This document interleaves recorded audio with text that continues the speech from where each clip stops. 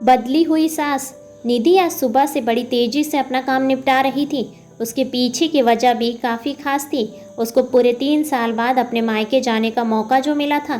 काम करते वक्त वह काफ़ी रिलैक्स थी क्योंकि सासू माँ ने उससे कहा था कुछ दिनों तक तुम्हारी नंद सुमन नहीं आने वाली है। निधि की एक नंद 100 के बराबर थी। निधि शादी करके जब इस घर में आई थी तब सुमन को अपनी बहन की तरह प्यार करती थी क्योंकि उसे खुद की कोई बहन नहीं थी। लेकिन कुछ ही हफ्तों में उसे पता चल गया था उसकी नंद किसी जेलर से कम नहीं। हालांकि सुमन की शादी हो चुकी थी लेकिन उसे अपने ससुराल वालों की किसी भी प्रकार की चिंता नहीं थी। उसे जब जी करता वह अपने मायके चली जाती और मायके वालों पर अपना हुक्म चलाती, खासकर अपनी भाभी पर। वही डिसाइड करती थी खाना क्या बनेगा, कोई घूमने जाएगा कि नहीं, या जाएगा तो कहाँ जाएगा। सुमन ही थी जो हर बार निधि को किसी न किसी बहाने से मायके जाने से रोक लेती थी। लेकिन आज का दिन कुछ खास था क्योंकि माँ के कहने पर निधि के पति ने उसके मायके जाने का इंतज़ाम कर दिया था। ट्रेन की टिकट भी बुक हो चुकी थी। सारा काम खत्म करने के बाद निधि अपने पति के साथ अपना सामान लेकर घर के बाहर निकली ही थी कि सामने से सुमन आती हुई दिखाई दी। सुमन के मुंह पर बड़ी सी स्माइल और आंखों में चमक थी।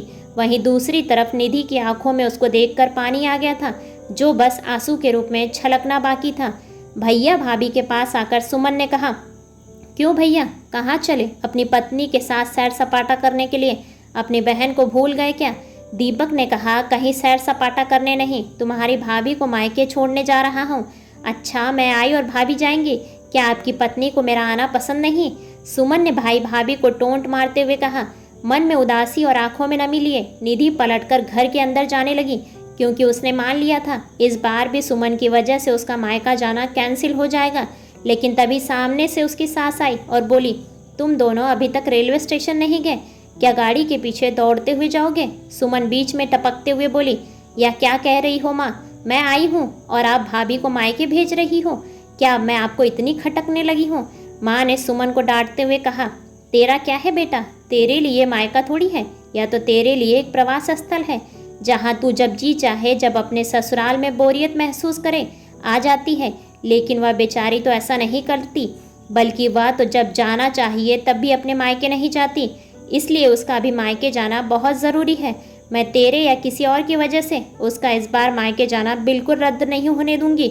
पहले यह बता, तू तो कुछ दिनों बाद आने वाली थी, फिर कैसे आ गई? मैंने तो ऐसे ही कह दिया था। मैं देखना चाहती थी कि मेरे ना आने से भैया खुश होते हैं कि मुझे बुलाते हैं।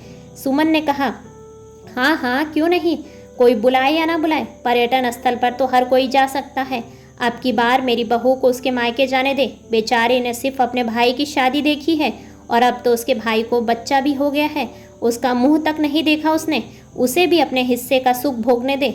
माँ ने सुमन को फटकारते हुए और निधि की साइड लेते हुए कहा। अपनी सास के मुंह से अपने लिए ऐसे शब्द सुनकर निधि की आंखें छलक गईं। उसने अपनी सास को गले से लगा लिया। सास ने कहा, बहुत हो गया प्यार, जल्दी जा वरना ट्रेन छूट जाएगी। अपनी माँ का बदला हुआ रूप देखकर सुमन बहुत हैरान थी। उसे यकीन नहीं हो रहा था कि यह वही माँ है जो उसकी हर बात मानती थी और हमेशा उसका पक्ष लेती थी, चाहे बहू सही हो या गलत। वही माँ अपने मन में अपनी उस दोस्त को धन्यवाद दे रही थी जो कुछ दिन पहले उसके घर आई थी और कुछ दिन रह कर गई और जाते जाते उसकी आंखें खोल गई थी। सहेली ने उन्हें बताया था कि वह अपनी बेटी का मोह छोड़ दें वरना अपने बेटे और बहू के मन में अपनी इज्जत खो देंगी। बिना सोचे समझे, बिना अच्छे बुरे का विचार किए हर फैसला सिर्फ अपनी बेटी के हिसाब से लेना सही नहीं है। रेलवे स्टेशन पर ट्रेन के डब्बे में बैठी निधि के चेहरे पर एक बहुत प्यारी सी मुस्कान थी जिसे देखकर सुमित को महसूस हुआ कि वह प्यारी सी मुस्कान है जिसे उसने 3 सालों से नहीं देखा था। सच ही तो है, मायका महिलाओं के लिए पर्यटन स्थल ही होता है जहां वह अपने ससुराल की सारी चिंताएं, टेंशन भूलकर कुछ दिन आराम से रह सकती हैं। ऐसे ही बेहतरीन वीडियोस पाने के लिए वीडियोस को लाइक और चैनल को सब्सक्राइब करें और अपने विचार कमेंट्स बॉक्स में कमेंट्स करके हमें ज़रूर बताएं। धन्यवाद।